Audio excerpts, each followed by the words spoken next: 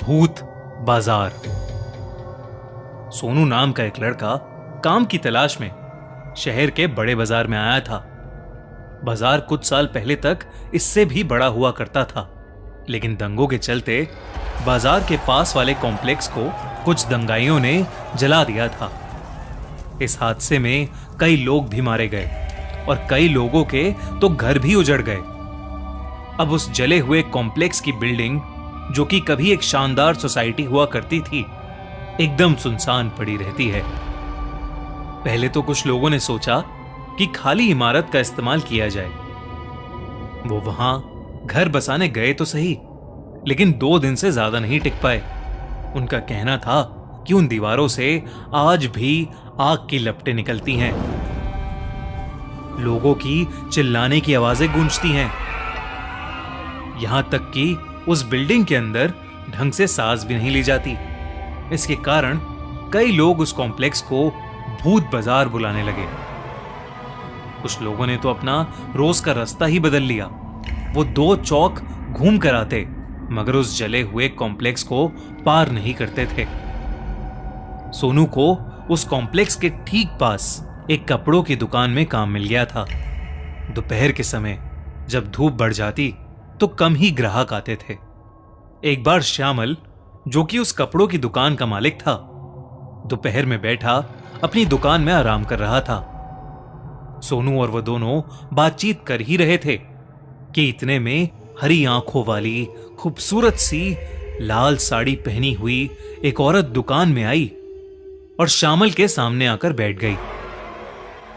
सोनू को जो बात बहुत अजीब लगी वो ये थी कि उस औरत ने कुछ नहीं बोला कि उसे किस तरह के कपड़े देखने हैं, और श्यामल अपने आप ही उसे लाल साड़ियां खोलकर दिखाने लगा।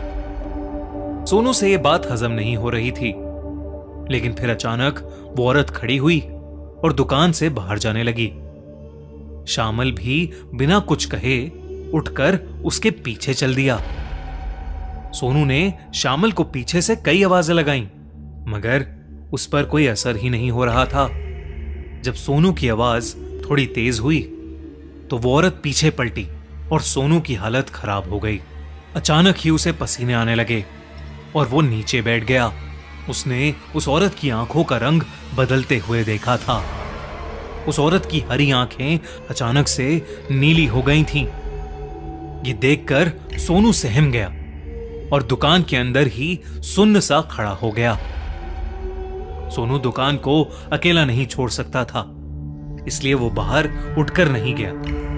थोड़ी ही देर में कई सारे लोग दुकान से आगे भागते हुए नजर आए। एक दुकानदार भागते हुए आया और उसने सोनू को बताया कि कॉम्प्लेक्स के सामने श्यामल बेहोश पड़ा मिला है। होश आने पर श्यामल को कुछ भी याद नहीं था। वो बस बार बार ये कह रहा था कि कॉम्प्लेक्स में दोबारा आग लग गई है, लेकिन वो कॉम्प्लेक्स तो आज भी वैसा ही सुनसान पड़ा था। वहां ऐसा कुछ भी नहीं था, पर सोनू का डर बढ़ने लगा था। वो चाहकर भी उन हरी आंखों वाली औरत को भूल नहीं पा रहा था। अगले दिन दोपहर के वक्त सोनू ने दुकान के सामने से फिर उसी औरत को जाते हुए देखा। सोनू डरा हुआ था, मगर वो उसके बारे में जानना चाहता था, तो उसने हिम्मत की और श्यामल को बताए बिना दुकान से बाहर चला गया। वो औरत कॉम्प्लेक्स की तरफ जा रही थी। सोनू ठीक उसके पीछे पीछे चल रहा था, मगर अचानक वो औरत सोनू की आंखों के सामने से गायब हो गई। सोनू को लगा कि वो औरत उस कॉम्प्लेक्स के अंदर गई है। महीनों का डर सोनू को अंदर जाने से रोक रहा था, मगर वो उस औरत के बारे में किसी भी हाल में जानना चाहता था। उसने कॉम्प्लेक्स के दरवाजे की तरफ चलना शुरू किया। चारों तरफ सिर्फ काली दीवारें ही थीं। इतनी तेज धूप और रोशनी में भी वो चमक नहीं रही थी, मानो उस कॉम्प्लेक्स में एक अलग सा अंधेरा छाया हुआ था।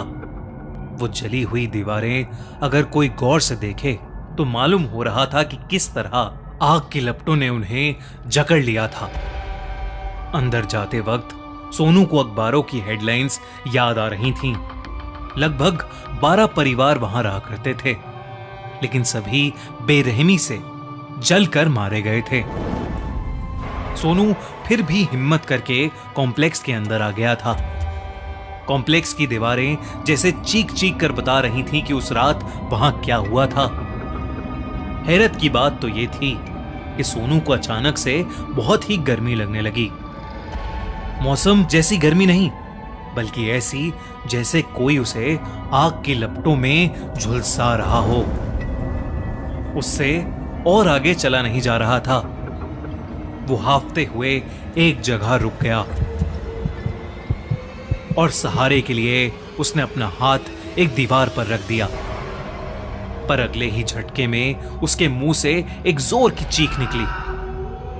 उसने अपने हाथ की ओर देखा तो वो जल गया था। दीवार इतनी गर्म थी जैसे अभी भी वो आग की लपटों को अपने अंदर बसाए हुए हो। इस सदमे से सोनू उभरा ही था कि उसे उस औरत की लाल साड़ी कॉम्प्लेक्स की एक बालकनी में दिखी। वो उसकी ओर गुस्से में भागा, लेकिन आगे बढ़ते हुए सोनू को चारों ओर से चीखों की आवाजें आने लगी। उसने हर तरफ देखा, पर वहां कोई भी नहीं था।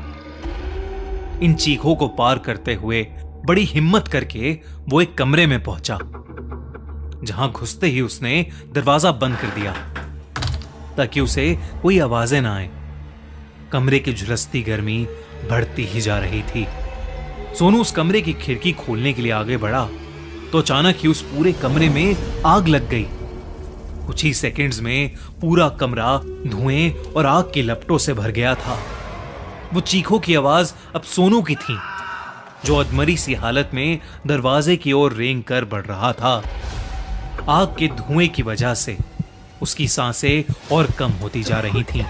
इतने में वो दरवाजा खुला, लेकिन वो हरी आंखों वाली औरत अपनी लाल साड़ी पहने उसके सामने आकर खड़ी हो गई।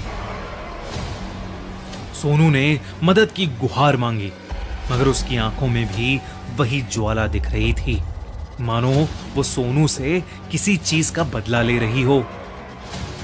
आग की लपटों के बीच में सोनू चक्कर खा के गिर पड़ा।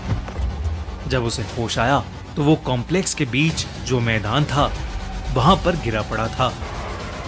हड़बड़ाते हुए उसने कॉम्प्लेक्स को देखा। अब वो दीवारें एकदम शांत थीं। आग का कोई नामो निशान नहीं था। सोनू फौरन उठा और वहां से भाग निकला। उसने बाहर आते ही लोगों को अपने साथ हुए हादसे के बारे में बताया, तो किसी ने भी उसकी बात पर यकीन नहीं किया, क्योंकि किसी ने भी उस हरी आंखों वाली औरत को नहीं देखा था। यहां तक कि दुकान के सीसीटीवी कैमरास तक चेक करे गए, पर वो औरत उसमें भी कहीं नहीं मिली। फिर एक रोज एक बूढ़े आदमी ने सोनू को बताया कि एक हरी आंखों वाली औरत उसी कॉम्प्लेक्स में रहती थी और शामल की दुकान की जगह उसी की दुकान हुआ करती थी, लेकिन वो उस कॉम्प्लेक्स में लगी आग में जलकर राख हो गई। सोनू ये सुनकर दहल गया था। वो तुरंत उस शहर को छोड़कर वापस अपने गांव चला गया। उसे फिर कभी वो औरत दिखाई नहीं दी, पर उस औरत की हरी आंखें और उस कॉम्प्लेक्स की जलती दीवारों का डर शायद ही वो कभी अपने दिमाग से निकाल पाएगा। अगर आपको ये वीडियो अच्छी लगी